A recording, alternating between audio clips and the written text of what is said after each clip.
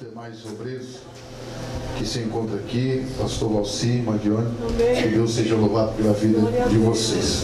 Aleluia. Pela vida do Marcelo, do Kelly, tem sido uma bênção no nosso ministério. Pela vida de cada um que aqui está. A vida do jovem ali que sempre nós vemos aqui, o Sandra nos acompanha. Conheço ele lá do Vida Jovem. Eu fico feliz de ver Deus operando na sua vida. Pela mãe da Franciele, está ali atrás. Era para o Toniel ter vindo comigo, não sei o que aconteceu, mas acredito que é bênção de Deus. Essa madrugada vamos estar viajando.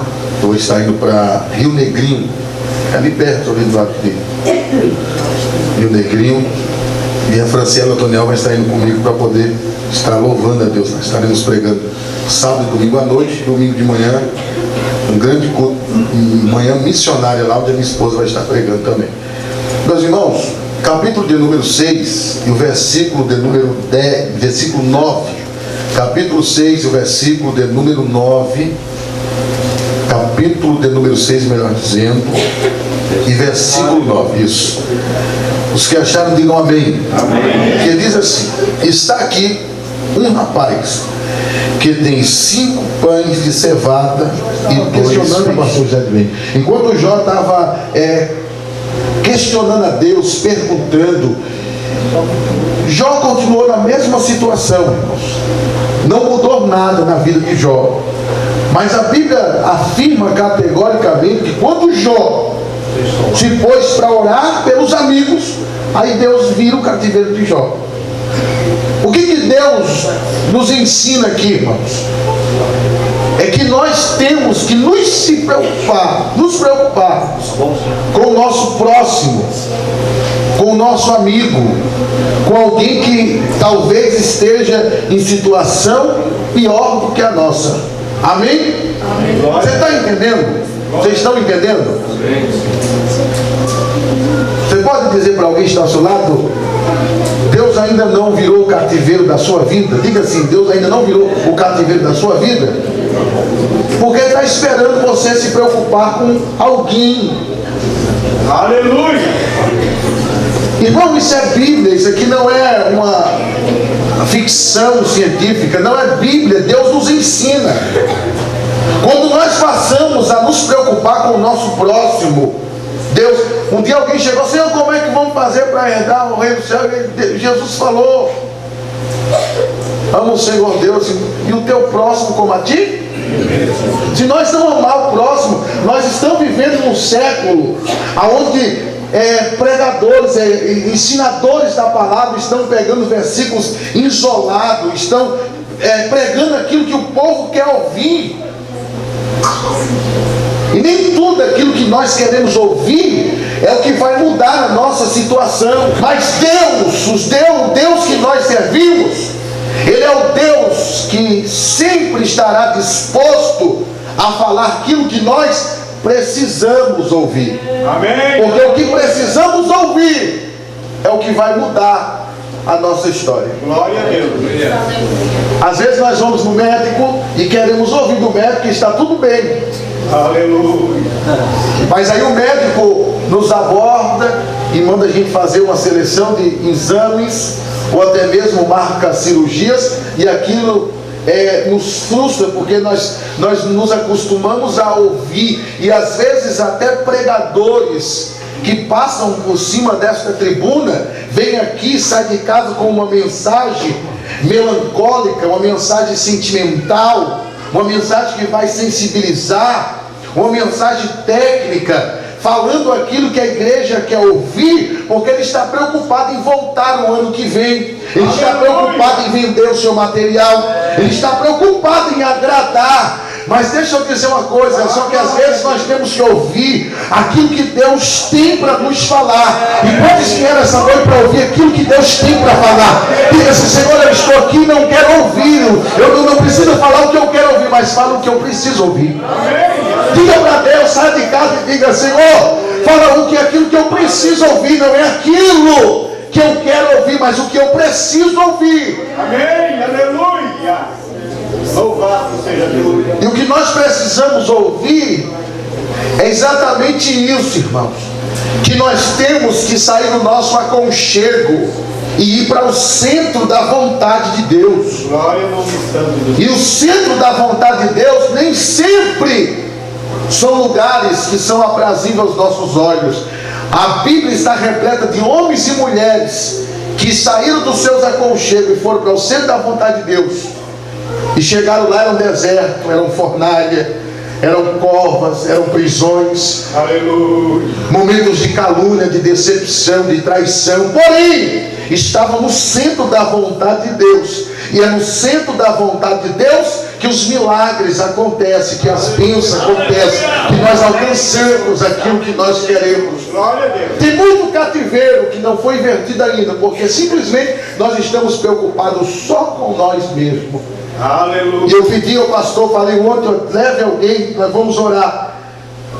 E aonde nós temos passado, Deus tem falado ao nosso coração a respeito disso, para nós se preocupar mais com o nosso próximo, para nós se preocupar mais com o nosso amigo. Antes de sair de casa, no mínimo lembrar de pegar o telefone e ligar para alguém e dizer assim, ó, vamos para a igreja receber a bênção, vamos para a igreja buscar a Deus, adorar a Deus. Eu acabei de ler o versículo.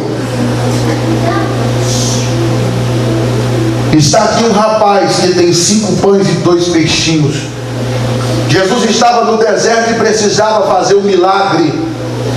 Jesus estava no deserto e alguém chega em Jesus, talvez pede para Jesus despedir a multidão. O texto diz que alguém, Senhor, despede a multidão para que eles vão pelos caminhos, aldeias, para que comprem comida, para que comam, para que não desfaleça no meio do caminho. Sabe o que Jesus faz? Jesus disse, de maneira nenhuma, manda que eles se assentem. Jesus manda eles, os discípulos, sentar a multidão. A multidão senta. E quando a multidão senta, Jesus agora chama Filipe. Quando Jesus chama Filipe, Jesus pergunta, como vamos alimentar essa multidão, Filipe? Filipe diz assim, Senhor, nem se nós tivéssemos 200 dinheiro, teríamos condições de alimentar toda essa gente. Sabe quem era Filipe? Um discípulo de Jesus. Sabe quem era Filipe? Um homem que acompanhou o ministério de Jesus. Filipe foi quem ganhou Natanael, um missionário que ganhou o coração quando ele teve um encontro com Jesus. Porque a primeira característica do verdadeiro encontro com Jesus, o primeiro impacto da alma quando ele se encontra com Cristo, ele começa a se apaixonar por missão. Ele começa a se preocupar com o próximo. Ele começa a se preocupar em passar a alegria, que agora não é uma alegria externa, é uma alegria interna. Não é uma alegria que é produzida a som de pancadão. Não é uma alegria que é produzida a som de música. Não é uma alegria que é produzida ao som de aplauso ou de elogio. Não, é uma alegria que vem de dentro para fora. É algo que emite dentro dele. Então, quando Filipe tem um encontro com Jesus, a primeira coisa que Filipe faz, vai lá em Natanael e diz, já ouviste falar do profeta que tem em Nazaré? Natanael falou assim, pode vir alguma coisa boa de Nazaré? Filipe olhou e disse, com toda certeza, vem ver, ele é um profeta. Filipe, quando tem um encontro com Jesus, ele tem a chama missionária acesa dentro dele, ele já quer passar Jesus, quer apresentar Jesus no próximo. Filipe acompanhou quando Jesus entrou na casa de Jairo e ressuscitou, ainda que ele não foi um dos que entrou, mas ele participou daquele prodígio que Jesus ressuscita a filha de Jairo. Filipe foi um dos discípulos que estava quando Jesus chegou na cidade de Naim, e o cortejo fúnebre estava ao meio do caminho para o cemitério. A viúva estava chorando porque estava levando seu filho, e Filipe era um dos discípulos que estava na multidão, que estava contente, que estava alegre, que estava eufórica, estava vindo de uma grande cruzada. Jesus manda que aquela multidão pare. Quando Jesus entra no meio da multidão, toca no esquife, no caixão, manda o menino levantar. Filipe viu quando Jesus ressuscitou o filho da viúva de Naim. Filipe foi um dos discípulos que viu quando Bartimeu gritou, Jesus, filho de Davi, tem misericórdia de mim. E Jesus mandou chamar. Jesus olhou para o cego e disse, a tua fé te salvou. Filipe foi um dos discípulos que no meio da multidão viu, quando Jesus parou, ele disse: alguém me tocou. E os discípulos disseram: mestre, a multidão te aperta, te oprime. Mas o Senhor disse: quem te tocou? Jesus disse: alguém me tocou com um toque diferente, porque eu senti sair de mim virtude. Filipe viu quando Jesus chega no tanque de Betesda, o novo homem estava lá 38 anos, coxo, e Jesus chega e diz: levanta, anda, toma a tua cama. Jesus, Filipe acompanha os milagres de Jesus. Só que agora Filipe começa a passar uma situação difícil. Primeiro, Filipe é levado ao deserto junto com os discípulos. O texto mostra que eles estão no deserto. Agora Filipe chega no deserto, se depara com a multidão, e Filipe começa a mudar suas concepções por causa do lugar onde está, da situação que está vivendo, do clima que ele está enfrentando. Aleluia.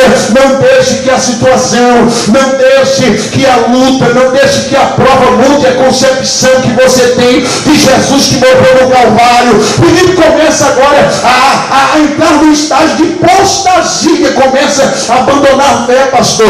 Ele começa a esquecer que Jesus que está no deserto com ele é o mesmo Jesus que ressuscitou Lázaro, é o mesmo Jesus que curou o cego, é o mesmo Jesus que fez o paralítico andar, é o mesmo Jesus que operou milagre. Agora Jesus chama Filipe, porque Jesus está vendo algo diferente em Filipe. Filipe, aonde vamos comprar comida? Agora nesse momento Filipe decepciona Jesus, pastor. Filipe agora deixa Jesus triste. Tudo que Jesus queria era que Filipe levantasse do seu lugar e dissesse: Senhor, o Senhor é o dono do milagre e pode fazer muita coisa aqui nesse deserto. Mas Filipe não. A síndrome de Filipe, eu quero falar, eu não tenho nada contra o nome Filipe, porque o nome Filipe significa amigo dos cavalos, aquele que carrega carga. Eu não tenho nada contra o nome Filipe, mas a síndrome de Filipe, quando chegou no deserto, o deserto fala de crise, o deserto fala de situação difícil, o deserto fala de momentos que a pessoa está enfrentando, que está contrariando as suas expectativas. A síndrome de Filipe toma de conta de Filipe. E sabe qual é a síndrome de Filipe? Não tem dinheiro, não tem como comprar pão, não tem como alimentar essa multidão. E alguns dizem que foi Filipe que aconselhou Jesus mandar o povo embora para não morrer no meio do caminho. Sabe o que Jesus falou? Não, mande que se assente, porque ninguém vai embora de mãos vazias aqueles que vieram até a mim. Jesus contraria a síndrome de Filipe, disse para Jesus que era melhor mandar a multidão embora, mas Jesus disse: não, existe uma multidão que precisa ser alimentada, e se você não quer ajudar Filipe, não se preocupe, Deus vai levantar alguém. E sabe o que acontece na mesma hora? Levanta-se André. Louva a Deus, pastor, aleluia, louva a Deus, pastor Rossi, cantor Johnny. Porque Deus sempre levanta o André, porque Deus sempre levanta o André para fazer aquilo que Filipe não quer fazer. Sabe o que acontece? André aparece e diz: Senhor, está aqui um rapaz que tem 5 pães e 2 peixinhos. Sabe o que é isso? É que o nome André significa aquele que nasceu para vencer, ou aquele que já é um vencedor. Se no ministério de Jesus tinha crente Filipe, não é Uruçanga que não vai ter, mas se no ministério de Jesus tinha crente Filipe, e Uruçanga está sim de crente André. Homens e mulheres que nasceram para vencer, acreditam, aleluia, no poder de Deus. André concordou com Jesus. Ele disse: Senhor, não vai acabar o culto hoje sem o Senhor fazer mais um milagre. Ainda existe o milagre da multiplicação. Está aqui, é pouquinho, Jesus, é só 5 pães e 2 peixinhos. Jesus olhou para André, olhou, se alegrou, porque André levou aquele moço, levou o que o moço tinha. A multidão estava com fome. Eu posso aplicar aqui essa multidão como a multidão. Jesus pega 5 pães, 2 peixinhos, apresenta a Deus, ora ao Pai, divide e distribui primeiro para os obreiros, dizendo assim: agora vocês vão alimentar a multidão. Os obreiros Primeiro para os obreiros, eu fiquei observando. Primeiro para onde? Para os obreiros. Primeiro para os discípulos. Foi eles que pegaram os pães, o milagre estava mais próximo deles. E agora ele diz: vocês que são os discípulos do meu ministério, agora vocês vão servir a multidão. Sabe o que acontece? Os discípulos começam a servir a multidão. A Bíblia diz que toda a multidão comeram, que ficaram saciados, tanto os pães quanto os peixes. Só que os peixes acabaram, mas sobraram pães. Quando Jesus viu que todos estavam com a barriga, estavam saciados, Jesus chama os discípulos e diz: agora vocês vão colher o que sobrou, vocês vão colher aquilo que eles não comeram. Isso não está falando de migalha, isso não está falando de resto, isso não está falando de alguma coisa que ninguém ia usar, não. É porque quando Jesus dá para nós e ainda sobra para nós abençoar mais alguém. Quando os discípulos entraram na multidão e começaram a colher, pastor, os pães que tinham sobrados, eles ajuntaram 12 cestos de pães cheios. Não foram 12 cestos vazios, não foram 12 cestos pela metade, foram 12 cestos cheios. O que Jesus tem vai servir para você, e o que você vai dar para o seu próximo não é migalha, não é coisa pouca, é coisa que vai valer a pena.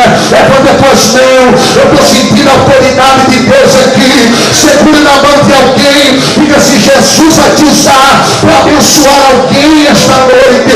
Jesus vai te usar, se prepara. Só que deixa eu abrir parênteses aqui. O que me chama a atenção, pastor, o que me chama a atenção, pastor Henrique, é que o menino, o rapaz, não tinha compromisso de alimentar a multidão. Não, o rapaz foi prevenido para o deserto, levou os seus 5 pãozinhos, os seus 2 peixinhos, era para ele não tinha compromisso. O compromisso de alimentar a multidão era de Jesus e dos discípulos, que representava o ministério de Jesus. Mas escute bem, quando os discípulos se viram na frente de Jesus, Jesus perguntou: tem Filipe? Filipe disse: não tem dinheiro, não temos como. Sabe o que aconteceu?